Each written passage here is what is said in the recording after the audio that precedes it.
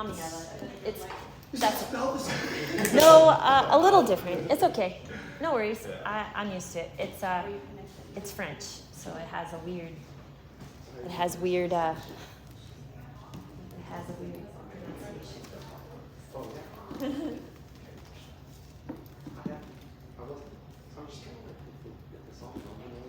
Two L's instead of one? Is that the only difference? Well, yeah, I think so. AMI in French is ami, which means friend. That's for like when you go to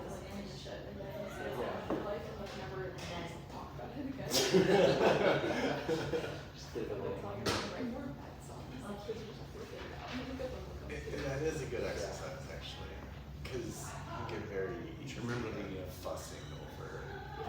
It's a made-up name. Bon Ami. It's a made-up. There used to be a Mon product. ami, mon ami. There used to be a product called Bon Ami, which is like good Yeah, friend, exactly. right? So and you ami- use it to clean your sink with ami- stuff. And AMI with an E is a female, and AMI without the E is male. So it's that's how it works. Okay, I'm ready. Hi, nice to meet you. Okay.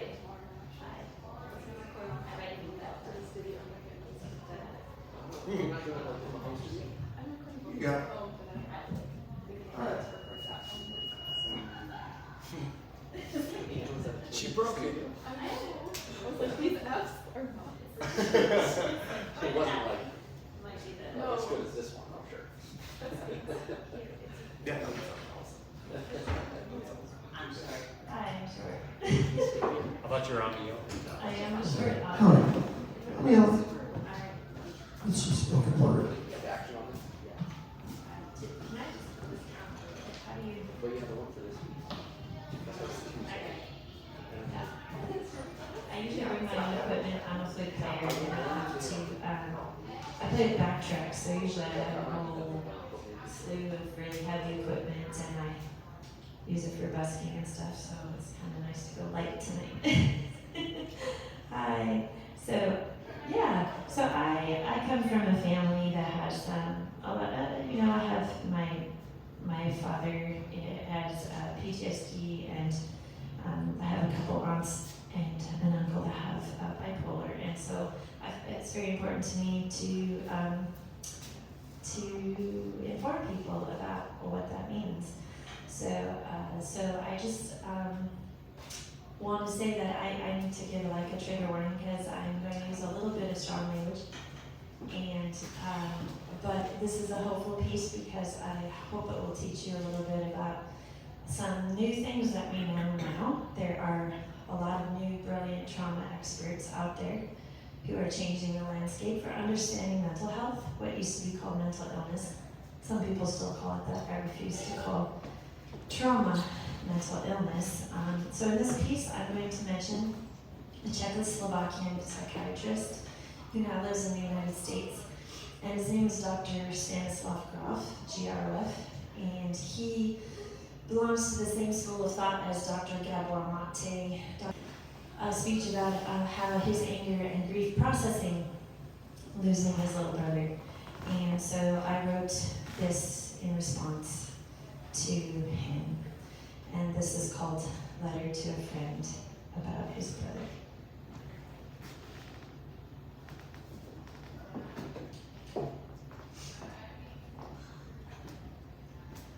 You are angry, and you are wrong. His illness is not what killed him, I know, because I have the same one. It's not that crazy chemical thing that you, your mom, his doctors kept hounding on him to medicate that killed him. It was not that lion at his door that kept on scratching, the lion that kept him awake and shifting back and forth between the dimensions, the lion that he kept letting in to tear him to pieces, to remind him which side he had to pledge allegiance to. That killed him. It wasn't. If it were, I would have done it too. If it were his illness, I would have done it too. I will tell you again what didn't kill him. I will tell you what kept him here as long as it did. What made him not pull the trigger the first time, the second time. Do you know how many times he held it there at his temple? Do you want to know what made him stay the other time? The gift you call his demon, the gift that lady who heard about your brother's suicide when you told the speech at Toastmasters scoffed at and said, we all know what a horrible illness that bipolar is. I'm so sorry. That gift kept him here. That gift we mystically wanted to call interdimensional space-time shape-shifting character of waking and dreaming. That is actually what kept him here as long as it did. I know, because that's what keeps me here. Not the gift anymore, the memory of it, because I gave it back. But I'm not writing to you about me, I'm writing to you about your brother. You are angry, and you are wrong. His bipolar is not what killed him. It is that you called his gift a demon. It is that lady that called it a horrible illness. Horrible for who? For you? For your mother? Your father? His friends? What killed him is y'all calling it a curse. Y'all's calling it a chronic, gene-twisted, mutative mistake. It came too soon, the gift. It often does. When it's given to those who have it thrust upon us with a stroke of shock happening that rips out our throats, screaming and whimpers us into submission, doctors call it initial trauma. Okay, we're never ready. We're always too young. Always whirlpooled into the depths too fast. The bends, the time bends, and shut up about your chemicals. Fuck you all and your blah blah about imbalanced chemicals. It ain't got shit to do with chemicals. We just need y'all to understand that the happening, the initial trauma was fucked up. It was the devil's work. And that it was not our fault.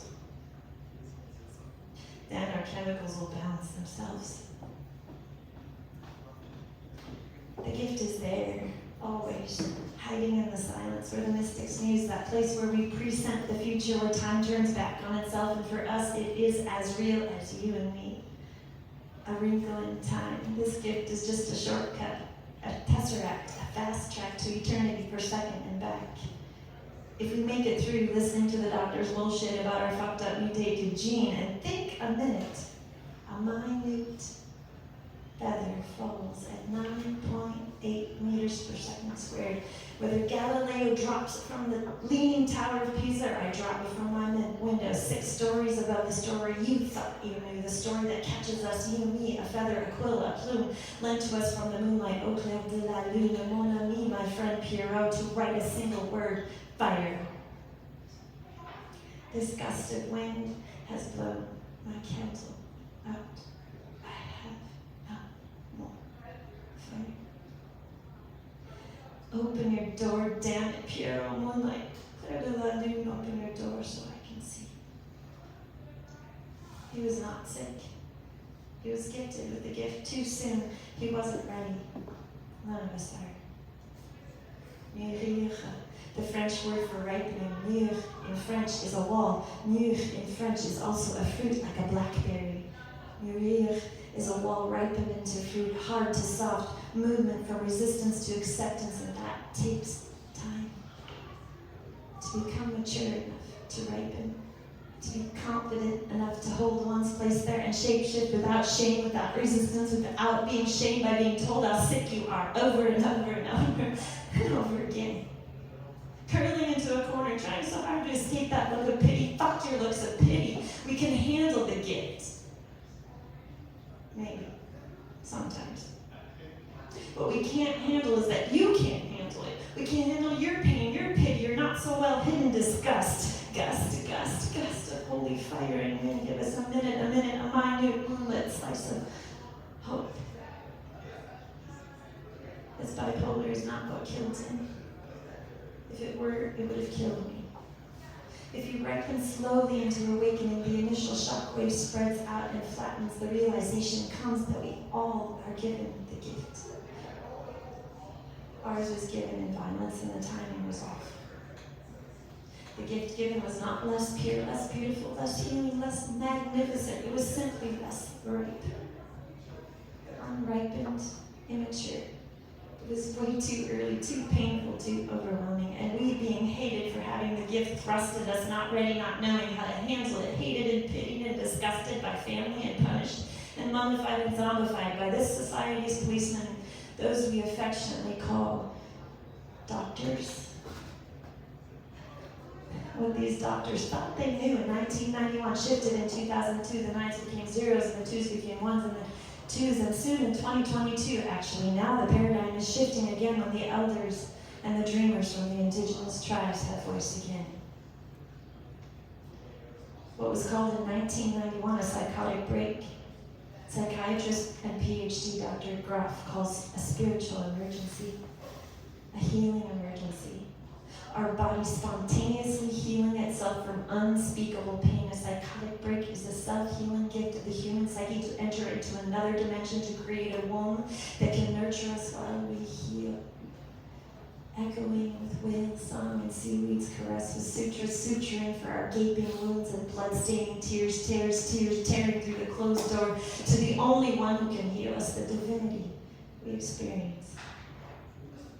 You know those fucking doctors of modern psychiatry call Ramakrishna schizophrenic, right? And St. Teresa of Avila, she was a hysterical psychotic. St. John of the Cross was a hereditary degenerate. And those gurus today, yes, even Sadhguru, who achieve the deepest states of meditation and do not require food or water for weeks, are practitioners of artificial catatonia. I feel I've known this since 1991. When my own spiritual emergency carried me into the kingdom come. Through my third eye, I beheld the prophetic vision. No, it was a psychotic delusion. I said, I say with Dr. Groff, it is a spiritual emergency, a holotropic state of emergency, because once we have tasted the elixir of eternity, it is impossible to ever satiate us with toxic reality again. Nothing. No taste, no smell, no touch, no sound, no other sight will match it. Once we have met our muse, she calls to us with her voix this evening, her siren's voice, and we ache to go there again, to finish the healing journey our body initiated. The journey that was savagely arrested, hands bound to doors with chains of vodka, lithium, and diazepam, Abilify, and Prozac, and shame, shame, shame, rusting doors, rusting chains, rusted. Why? Fear of the shaman, fear of the guru, the seer, the truth teller, fear of those of us who can slip back and forth between dimensions without a single drug, like yogis in a trance and Buddhists in meditation, interpreting the in-between, conquering the elevation at will, until the door closes, leaving us no way back to reality, except by wind and fire and whispers from this side. She's a danger to herself and others. She's a danger to herself and others. Lock her up for life, as well as all the shamans, the mystics, the monks, the saints, those treading the tightrope of the liminal across the abyss of the real, balancing without fear of falling, because the liminal realm is thicker than rope, and we have tolerated the abyss long enough. We tiptoe the tightest rope where only angels and demons dare to tread, and we salute both of them on our way across, because we know they're there to teach us something before we have to fall at 9.8 meters per second squared, down, down, down. Yes, I will do anything to go back. Anything to stay a little longer in that safe place, before smashing to pieces on the rocks of the real world below, knowing we will never find safety again, aching with the memory of treading gossamer threads of spider silk, tasting the elixir of eternity, the only milk that will ever satiate us again. What almost killed me was not bipolar, but the shame of bipolar, the mysticism, the it has to be my faultism, the I'm a burden to my family who pities me ism. I am not, it is not bipolar that kills the bipolar. It is the shame we feel about our ability to climb to the heights without a drug, and the shame at our inability to get down by ourselves. The shame of the ability to enter into interdimensional space-time shifting with the call of our muse, and the inability to fully rematerialize back into the sheepskin, convincingly enough for the rest of y'all, because we haven't mastered the rules of travel yet. What saved me was giving up the gift. I willingly gave back the gift. I decided to be accepted as one of y'all. I had to give up the gift till y'all caught on, caught up with the feather falling. So we're all ready to sit at the table and open our gift at the same damn time. Happy birthday. They said that's what the Buddha did. I ain't no Buddha. But I understand the moral of the story. I'm not telling you this, my good friend, to shame you. I'm not telling this to you because I'm telling this to you because you're wrong. Your brother's bipolar didn't kill him. His access to waking dream state did not kill him. That access was trying to heal him. Your society, our society, shamed him. Who it shames all with the abilities of the mystics. And the mystics had sense enough to hide in their orders, sense enough to stay away from the rest of us who are not ready, jealous, envious, anxious, scared to death of people with the gift. Your brother did not recover his balance in time during your lifetimes together.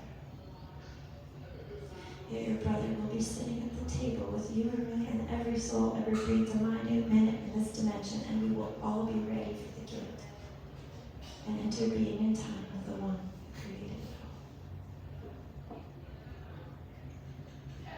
You can't fix it now, I can't fix it now. But we can do more to admit we are wrong. Your brother was never ill. He was never sick. Call what ailed him anything but a disease for God's sake, or you call me sick too. I'm not. When was I ever sick? And neither are those that split shift this dimension and that. But he had to. And we have to choose for now which dimension to pledge our allegiance to, until we're all ready for the gift. In this plane or another, we will be.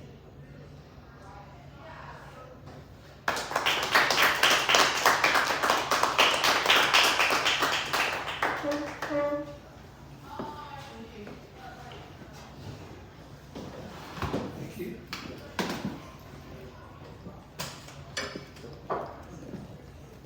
Amiella.